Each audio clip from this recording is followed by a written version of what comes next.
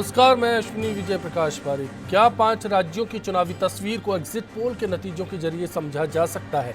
सवाल इसलिए भी महत्वपूर्ण समझा गया है कि नोटबंदी के बाद केंद्र की सरकार पर सवालों का कड़ा दौर देखने को मिला। प्रधानमंत्री नरेंद्र मोदी भी इन सवालों से घिरे हुए नजर आए थे। ऐसे में ये नतीजे क्या पीएम मोदी के लिए संजीवनी साबित होंगे या फिर विपक्ष की हार में कांग्रेस मुक्त भारत के नारे को सार्थक करते हुए देखे जा सकते हैं? एग्जिट पोल के नतीजों को अंतिम तो नहीं समझा जाएगा, पर क्या संभावनाओं के बीच देश में आने वाले वक्त की सियासी तस्वीर यहां पर समझने को मिल पाएगी? सवाल आम आदमी पार्टी से भी जुड़ा हुआ है, सवाल बाकी दलों से भी जोड़कर देखा जा सकता है। जनादेश किसके हक में होगा और कौन से मुद्दे आने वाले वक्त में इन नतीजों के साथ साधे जाएंगे? आज बिग फाइट लाइव में इसी पहलू पर बात करेंगे। चर्चा का दौर खास मेहमानों के साथ जारी रहेगा।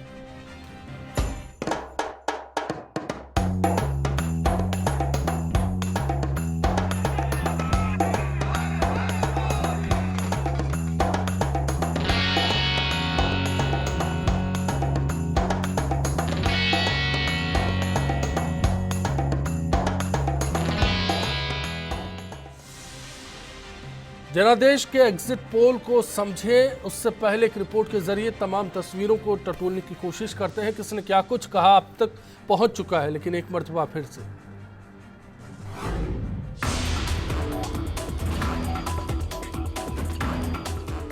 पांच राज्यों में हुए विधानसभा चुनाव के परिणाम आने में कुछ घंटे बाकी हैं। एग्जिट पोल आने के बाद सभी पार्टियों में हलचल मच गई है। चुनावी सरगर्मियां जोरों पर है। जहां एग्जिट पोल के मुताबिक देश में अब भी मोदी लहर बरकरार है, तो साथ ही चैनलों के आंकड़ों का औसत देखें तो यूपी में बीजेपी को बहुमत मिल रहा है। उत्तराखंड में तो अपने दम पर बीजेपी की सरकार बनती दिख रही है।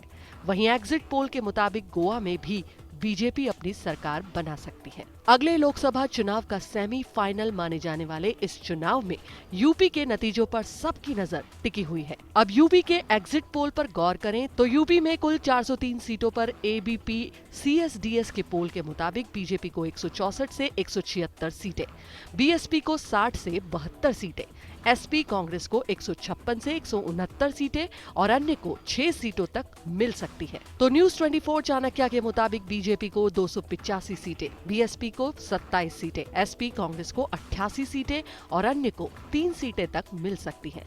टाइम्स नाउ वीएमआर के मुताबिक बीजेपी को 190 से 210 सीटें, बीएसपी को 57 से 74 सीटें, एसपी कांग्रेस को 110 से 130 सीटें और अन्य को 8 सीटें तक मिल सकती है।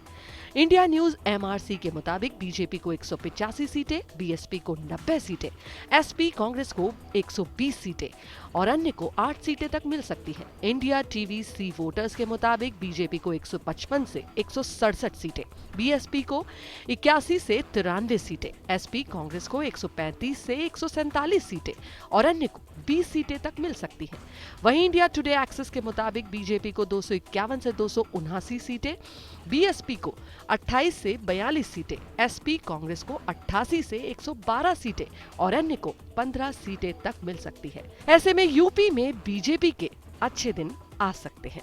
यूपी के बाद पंजाब की बात करें तो 117 सीटों पर एबीपी सीएसडीएस के पोल के मुताबिक बीजेपी शिरोमणि अकाली दल को 19 से 27 सीटें, कांग्रेस को 46 से 56 सीटें, आप को 36 से 46 सीटें और अन्य को 4 सीटें तक मिल सकती है। न्यूज 24 चाणक्य के मुताबिक बीजेपी शिरोमणि अकाली दल को 9, कांग्रेस को 54, आप को 54 सीटें मिल सकती है। टाइम्स नाउ वीएमआर के मुताबिक बीजेपी शिरोमणि अकाली दल को 7 सीटें, कांग्रेस को 48, आप को 61 सीटें मिल सकती है। इंडिया टीवीसी वोटर के मुताबिक बीजेपी शिरोमणि अकाली दल को 5 से 13 सीटें, कांग्रेस को 41 से 49 सीटें, आप को 59 से 67 सीटें मिल सकती है। इंडिया न्यूज एमआरसी के मुताबिक बीजेपी शिरोमणि अकाली दल को 7 सीटें, कांग्रेस को 55 सीटें और आप को 55 सीटें और अन्य को 2 सीटें तक मिल सकती है। इंडिया टुडे एक्सिस के मुताबिक बीजेपी शिरोमणि अकाली दल को 4 से 7 सीटें, कांग्रेस को 62 से 71 सीटें, आप को 42 से 51 सीटें और अन्य को 2 सीटें तक मिल सकती है। ऐसे में पंजाब के अंदर कांग्रेस और आम आदमी पार्टी की कड़ी टक्कर रह सकती है, पर आपको जीत के करीब माना जा रहा है। वहीं उत्तराखंड में 70 सीटों पर एबीपी सीएसडीएस के मुताबिक बीजेपी को 34 से 42 सीटें, कांग्रेस को 23 से 29 सीटें और अन्य को 9 सीटें तक मिल सकती है। न्यूज 24 चाणक्य के मुताबिक बीजेपी को 53 सीटें, कांग्रेस को 15 सीटें और अन्य को 2 सीटें तक मिल सकती है। इंडिया टीवीसी वोटर के मुताबिक बीजेपी को 29 से 35 सीटें, कांग्रेस को 29 से 35 सीटें और अन्य को 6 सीटें तक मिल सकती है। इंडिया न्यूज एमआरसी के मुताबिक बीजेपी को 38 सीटें, कांग्रेस को 30 और अन्य को 2 सीटें तक मिल सकती है। इंडिया टुडे एक्सिस के मुताबिक बीजेपी को 46 से 53 सीटें, कांग्रेस को 12 से 21 सीटें और अन्य को 6 सीटों तक मिल सकती है। ऐसे में एग्जिट पोल से तो साफ है कि उत्तराखंड में बीजेपी अपनी सरकार बना सकती है। गोवा में राजनीतिक समीकरण के मुताबिक 40 सीटों पर इंडिया टीवीसी वोटर के मुताबिक बीजेपी को 15 से 21 सीटें, कांग्रेस को 12 से 18 सीटें, आपको 4 सीटें और अन्य को 4 सीटें तक मिल सकती है। इंडिया न्यूज एमआरसी के मुताबिक बीजेपी को 15 सीटें, कांग्रेस को 10 सीटें, आपको 7 सीटें और अन्य को 8 सीटों तक मिल सकती है। इंडिया टुडे एक्सिस के मुताबिक बीजेपी को 18 से 22 सीटें, कांग्रेस को 9 से 13 सीटें और आपको 2 सीटें और अन्य को 9 सीटें तक मिल सकती है। वहीं मणिपुर में 60 सीटों पर इंडिया टीवीसी वोटर के मुताबिक बीजेपी को 25 से 31 सीटें, कांग्रेस को 17 से 27 और अन्य को 15 सीटें तक मिल सकती हैं। तो इंडिया टीवी एक्सिस के मुताबिक बीजेपी को 16 से 22 सीटें, कांग्रेस को 30 से 36 और अन्य को 11 सीटें तक मिल सकती हैं। पोल से मणिपुर में भी बीजेपी की जीत की उम्मीद है। इन सब के बीच नेताओं के तमाम बयान भी जारी है। एग्जिट पोल आने के बाद सीएम अखिलेश यादव ने बड़ा बयान दिया, जहां उन्होंने बयान दिया कि सूबे में राष्ट्रपति शासन कोई नहीं चाहेगा। मैं नहीं चाहता कि उत्तर प्रदेश को भाजपा अपने रिमोट कंट्रोल से चलाए। इससे साफ जाहिर होता है कि अगर नतीजों में बहुमत नहीं मिला तो बबुआ और बुआ मिलकर सरकार बना सकते हैं। वहीं एग्जिट पोल के नतीजों के बाद कांग्रेस उपाध्यक्ष राहुल गांधी ने भी चुप्पी तोड़ी। राहुल गांधी ने बयान दिया कि वो एग्जिट पोल पर किसी भी तरह की कोई राय नहीं देंगे। हालांकि उन्होंने एग्जिट पोल के परिणाम बीजेपी के पक्ष में आए नतीजों पर कहा कि बिहार जैसा ही हाल होगा। एग्जिट पोल में भाजपा सबसे आगे दिख रही है, वहीं हाथी तीसरे पायदान पर नजर आ रहा है। ऐसे में मायावती भी थोड़ी नर्म पड़ती नजर आई और उन्होंने अखिलेश के प्रस्ताव पर अपनी प्रतिक्रिया देते हुए कहा कि नतीजे आने के बाद सपा से हाथ मिलाने के बारे में विचार किया जाएगा। एग्जिट पोल के बाद बीजेपी के यूपी प्रदेश अध्यक्ष केशव प्रसाद मौर्य ने कहा कि इन चुनावों में बीजेपी को हर वर्ग का वोट मिला है। तो आरजेडी अध्यक्ष लालू प्रसाद यादव ने भी एग्जिट पोल को खारिज करते हुए उत्तर प्रदेश में समाजवादी और कांग्रेस पार्टी के गठबंधन की सरकार बनने का दावा किया। ऐसे में एग्जिट पोल और बयानों के बीच के दावे तो 11 मार्च को ही साफ हो पाएंगे। देखना होगा कि इस बार का जनादेश किस पार्टी की होली रंगीन करता है और किसकी फीकी।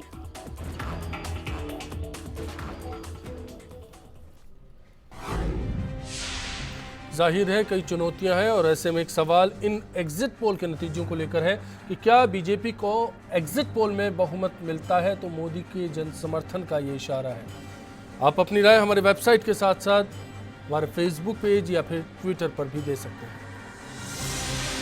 आगे बढ़ते हैं, मेहमानों से आपका तारुफ करा दें उससे पहले सवाल यही है कि क्या एग्जिट पोल के नतीजों के आधार पर जनादेश को समझा जा सकता है या फिर कल सुबह का इंतज़ार करना होगा जब तस्वीर पूरी तरह से साफ होगी। बातचीत करेंगे। फिलहाल बीजेपी मौजूद नहीं है। कांग्रेस विधायक घनश्याम महर जी हमारे साथ हैं, आम आदमी पार्टी के नेता पूनमचंद भंडारी जी हमारे साथ हैं, विश्लेषक अवधेश आकोदिया जी हमारे साथ हैं, साथ ही वरिष्ठ पत्रकार ओम सैनी जी बातचीत में लगातार हमारे साथ होंगे। आप सभी का स्वागत करते हैं। ओम सैनी जी, मैं पहले आपका रुख करना चाहूँगा। इस पूरे मसले में अगर देखते हैं, नब्ज़ को समझने की कोशिश करें, जनादेश क्या एग्जिट पोल में कहीं नज़र आ रहा है, स्कोप है? सबसे पहले तो अश्विनी ये देखना पड़ेगा कि एग्जिट पोल जो हमने ये विधा जो लिए उधार, ये लिए यूरोप और अमेरिका से। यूरोप और अमेरिका का जो डेमोक्रेसीज है वो बड़ी मेच्योर है और साथ साथ में वहाँ का मतदाता मुखर भी है। वो किधर गया, लेफ्ट को गया, राइट को गया, बड़ा स्पष्ट रूप से बोलता है। हमारे यहाँ इस तरह की बात नहीं है और वहाँ का यहाँ पर तो शत्रु भी अगर आपके घर आ जाए तो आप कहेंगे हाँ स्वागत करेंगे, पानी पिलाएंगे, बिठाएंगे और बात सुनेंगे और इनकार नहीं करेंगे। लेकिन वहाँ बड़ा स्पष्ट रूप से बोला जाता है। फिर उनका सैंपल जो होता है वो बहुत बड़ा होता है और वो व्यावसायिक लोगों का और जो जिस तरह के समूह बने हुए हैं उनका बड़ा सैंपल होता है, जिसमें कि 100% के साथ साथ सोशल साइंस में जो 100% तो कुछ होता नहीं है जी, जितना भी होता है सही होता है। लेकिन हमारे यहाँ जो सैंपल लिया जा रहा है वो अब 71 डिस्ट्रिक्ट्स में यूपी की और 19 करोड़ लोगों के बीच में अगर आप 5, 7, 10 हज़ार का सैंपल लेकर के और ये स्थापित करना चाहें कि भारतीय जनता पार्टी सबसे ज़्यादा ले रही है और बसपा सबसे पीछे जा रही है, या कांग्रेस और सपा का गठबंधन बिल्कुल गायब हो रहा है, या फिर ये हो सकता है छोटे राज्य बिहार में देख चुके हैं नतीजे क्या हुआ, बिहार में देख चुके हैं हम। हाँ, देख चुके हैं। और साथ साथ में उत्तराखंड या गोवा या पंजाब के बारे में बात की जाए तो समझ में आ सकती है, क्योंकि वहाँ छोटे सैंपल से भी काम चल सकता है और वहाँ चीजें बड़ी स्थापित और स्पष्ट हैं। लेकिन यहाँ जब कांटे की टक्कर है, एक यूपी को डाउट के साथ में छोड़ देते हैं हम। बहुत वेरी कर रहा है। इस वेरी करने को एक्सेप्ट किया ही नहीं जा सकता। ये लगता है कपोल कल्पित जैसा हो रहा है और एक तरीके का लोगों में जो मनोवैज्ञानिक भय पैदा करने का सिलसिला है या आतंक पैदा करने का सिलसिला है, उसे डाला जा रहा है। अखौदिया साहब, आप ओम सैनी जी की बात से सहमत होंगे कि पंजाब की तस्वीर साफ हो सकती है, उत्तराखंड की साफ हो सकती है, मणिपुर गोवा की साफ हो सकती है, लेकिन यूपी को लेकर बात करना जल्दबाजी होगी? बिल्कुल मैं सहमत हूँ ओम सैनी जी की बात से। देखिए, जो जैसा ओम सैनी जी ने बताया कि एक तो जो सैंपल साइज होती है वो मैटर करता है, दूसरा हमारे यहाँ का जो मतदाता है वो उतना मुखर नहीं है। जैसे आप किसी भी एग्जिट पोल की एजेंसी को छोड़ दीजिए, आप भी किसी मतदाता से बात करेंगे तो उतना खुल के आपको काफ़ी गहराई तक पूछने के बाद भी आपको नहीं बताता है कि हमने किसको वोट दिया है या हम किसको वोट देने वाले हैं। दूसरा एक पहलू इसमें आता है कि हमारे यहाँ पे बहुत सारी एग्जिट पोल करने वाली एजेंसीज हैं जी, जो स्थापित एजेंसी हैं, काफ़ी समय से कर रही हैं। उसमें CSDS है, टुडेज चाणक्य है और सी वोटर है। यदि आप इन तीनों के आंकड़ों की तुलना करेंगे तो इन तीनों में इतना वेरिएशन है कि आप पूछिए मत। सी वोटर और CSDS चूंकि इसमें सबसे पुरानी संस्था है जो ये काम करती है, CSDS बता रही है कि भाजपा और कांग्रेस सपा गठबंधन में कड़ा मुकाबला है। बसपा को वो भी तीसरे नंबर पर बता रही है जी। इसी तरह से सी वोटर बता रही है कि दोनों में कड़ा मुकाबला है, सपा कांग्रेस गठबंधन और बीजेपी में। लेकिन जो टुडेज चाणक्य का सर्वे है उसमें तो वो करीब 2/3 बहुमत के करीब बीजेपी जा रही है जी। तो जब आपने एक ही प्रदेश में बात की है लोगों से, आपका सैंपल साइज भी लगभग बराबर है, तो ये जो आपके नतीजे उनमें इतना वेरिएशन नहीं आना चाहिए। तो एग्जिट पोल नहीं है, एग्जिट पोल है, लेकिन एग्जिट किसका होगा? पंजाब पर सबसे पहले बात करना चाहेंगे, क्योंकि बीजेपी के लिए वहां कुछ खास नहीं है। सत्ता की बात की जाती है, जो एग्जिट पोल के नतीजे हैं उनमें पूरी तरह से कांग्रेस और आम आदमी पार्टी के बीच का मुकाबला है। पूनम चंद भंडारी साहब, सुबह की शुरुआत के साथ जश्न होगा या फिर चिंता होगी? ज़बरदस्त जश्न होगा सर। हमने तो शुरू से कह रहे हैं कि 100+ सीट आएगी। ये एग्जिट पोल जो दिखा रहे हैं, इनकी सबकी पोल खुलने वाली है कल सुबह। जब 11-12 बजे आप जब दोबारा बुलाएंगे तो बताऊंगा आपको कि इन सबकी पोल खुल जाएगी जी। 100+ आ रही है। गोवा में भी हम आ रहे हैं और जो सिनेरियो यूपी का सब जगह देखें। ठीक है, टाइम्स नाउ VMR आपको 61 सीटें देता है, इंडिया टीवी सी वोटर्स आपको सत्ता दे रहे हैं, 59 से लेकर 67 सीट आपको दे रहे हैं। ये तो हमारे साथ में दो एग्जिट पोल तो आपकी सरकार बना रहे हैं साफ तौर पर, लेकिन मैं बता रहा हूँ फिर भी कम बता रहे हैं। हम 100 से ऊपर पहुंचे हैं। दिल्ली में आपने देखा हुआ दोनों बार जब सरकारें हमारी बनी थी तब भी इन्होंने यही कहा था कि नहीं सरकार नहीं बनती, कोई 5 सीटें, कोई 10 सीटें, कोई 15 बता रहा था और 67 सीट आई हमारी और पहले 28 आई थी हमारी। तो हम जानते हैं इस बात को कि ये एग्जिट पोल जो है किस प्रकार से होता है, क्या होता है इसके अंदर एक्चुअली में। क्या लगता है किस मुद्दे के आधार पर आपको वोट मिला होगा? मैं उस पर बात करना चाहूंगा। क्या नब्ज आपने, क्योंकि आप अगला मिशन आपका राजस्थान में है, इसलिए राजस्थान के वोटर के लिहाज से ये समझना होगा। देखिए, जो दिल्ली में काम किए थे और जो पंजाब ने हमने युवाओं के अंदर जोश देखा था हमारी पार्टी के लिए, इवन NRI आप देखिए कनाडा के अंदर वो यहाँ 4000 लोग आए हैं अपने काम छोड़ करके और हमारा प्रचार कर रहे हैं। यानी वहाँ से आना, हम केजरीवाल जी कोई रिश्तेदार नहीं है, कोई जानकार नहीं है, लेकिन जज्बा था। वो चाहते थे पंजाब में जो ड्रग्स वाला काम है खत्म होना चाहिए, पंजाब कौम के लिए वो आए और हमारे लिए काम किया उन्होंने। और जिस दिन की रैलियाँ निकली, जिस दिन के लोगों ने काम किए, उससे हमें तो शुरू से कॉन्फिडेंट थे कि हमारे 100+ सीट आ रही है। मीडिया के कभी कुछ घनश्याम मेहर साहब, कांग्रेस में क्या कमजोरी है जिसके कारण आम आदमी इतना कॉन्फिडेंट है? आज ये सवाल मैं आपसे जानना चाहता हूँ। ये पार्टी दावा करती है कि देश में आपका विकल्प बन जाएंगे। देखिए, ऐसा नहीं है। एग्जैक्ट पोलों की अगर बात करते हैं अपन जी, तो एग्जैक्ट पोल तो कहीं भी, उत्तर प्रदेश में तो कभी भी इनकी एग्जैक्ट पोल जी, पंजाब में हमारी सरकार बन रही है, 3 राज्यों में कांग्रेस की सरकार बन रही है, 2 राज्यों में टक्कर में है। ऐसा नहीं है एग्जैक्ट पोलों पर। 3 राज्य कौन कौन से हैं? उत्तर प्रदेश में बन रही है, गठबंधन की गवर्नमेंट, और हमारी इसमें मणिपुर में बन रही है और पंजाब में बन रही है। तो ऐसा नहीं है। हालात ये है कि एग्जैक्ट पोल तो ये तो इनके कभी सफल नहीं हुए, और उत्तर प्रदेश के तो आप आंकड़े उठा के देख सकते हैं। उत्तर प्रदेश मैं यूपी पे बाद में बात करना चाहूंगा। पंजाब में आम आदमी पार्टी आपका विकल्प बनकर आई है, आपको चुनौती दे रही है, और सरकार में जो एग्जिट पोल के नतीजे हैं वो भी कहते हैं कि हर जगह आपके सामने पार्टी टक्कर में है। वहां भारतीय जनता पार्टी अकाली दल का सफाया हो चुका है, ये सच्चाई है। वहां टक्कर में आप ही है, और वहां कांग्रेस की सरकार बन रही है, ये निश्चित है, इसमें कोई संदेह किसी प्रकार का नहीं है। आप दोनों इस मसले को क्लियर करना चाहेंगे? आप सब को बुलाइएगा मेरे साथ में, मैं बताऊंगा मैं 11 बजे मैं भी आऊंगा कि 100+ सीट आ रही है हमारी, बताऊंगा। अब दोनों से मैं वजह पूछना चाहता हूँ। भंडारी साहब ने एक वजह दी, भंडारी साहब ने एक वजह दी, ड्रग्स बड़ा कारोबार था जिससे पंजाब के लोग परेशान थे और इन्होंने मुक्ति का सपना दिखाया। आपने क्या किया?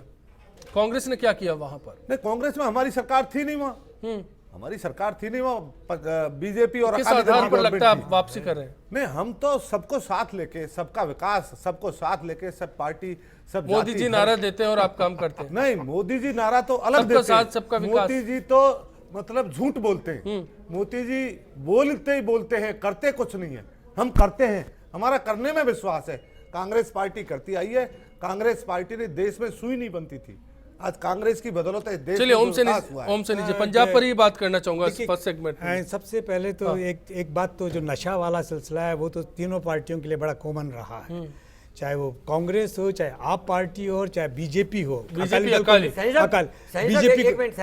मोदी जी ने कहा नशा है ही नहीं वहां पर, हम बदनाम कर रहे हैं। नहीं, जो मोदी भाई बता रहा हूं मैं, पंजाब में नशा नहीं है, उसको छोड़ दीजिए, गठबंधन को निकाल देते। कांग्रेस का और आप पार्टी का नशा तो एक कॉमन एजेंडा रहा है, लेकिन साथ साथ में जो महत्वपूर्ण बात है वो ये है कि कांग्रेस पार्टी और अकाली भाजपा गठबंधन वहाँ के खत्री और जट सिख वोटों पर डिपेंडेंट रहे हैं, जबकि जो 7 ऐसी कम्युनिटीज़ हैं जो सरदार हैं, मतलब सिख हैं, लेकिन वो दलितों में काउंट किए जाते हैं, उनके साथ में जो लगातार अत्याचार होता रहा है, उस अत्याचार से आहत होकर के उन्होंने अपने आप को आप पार्टी के साथ में जुड़ा हुआ महसूस किया है। और उसकी वजह से ये जो बात समझ में आती है कि शायद कांग्रेस तो इसलिए चूंकि एक स्थापित अपोजिशन की पार्टी रही, इसलिए कांग्रेस में अमरिंदर सिंह के नेतृत्व में सब कुछ बड़ा बेहतर हुआ है, लेकिन आप पार्टी ने जिस तरीके से पेनिट्रेट किया है, उस पेनिट्रेशन से ऐसा लगता है कि आप पार्टी एक बहुत बड़ी पार्टी के रूप में या सत्ताधारी दल के रूप में भी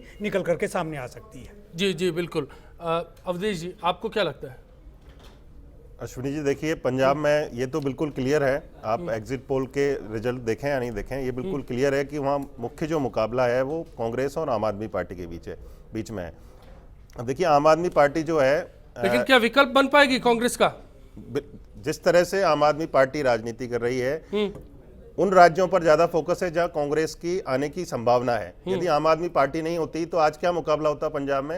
अकाली भाजपा गठबंधन और कांग्रेस का मुकाबला होता और कांग्रेस बड़ी आसानी से वहां पर चुनाव जीत जाती। तो किसके वोट बैंक को ज्यादा वो हड़प रही है, किन मुद्दों पर वो टारगेट कर रही है? वही मुद्दे हैं जो कांग्रेस को उठाने चाहिए, जो कांग्रेस जिनको उठाती रही है, बड़ी मजबूती से उठाती रही है पहले, लेकिन अब नहीं उठा पा रही है। तो एक जो वो वैक्यूम बना हुआ है उसको पूरा करने वो चुनौती वाली बात है आम आदमी पार्टी का। चलिए ब्रेक के लिए रुकते हैं, ब्रेक के बाद वापसी होगी।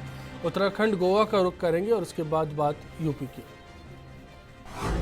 कमल को बहुत ज़्यादा लोगों ने पसंद किया है और उसे आगे लाए हैं। 5 जगह अभी चुनाव हुए, जिसमें से 4 जगह एग्जिट पोल के हिसाब से कमल आगे चल रहा है।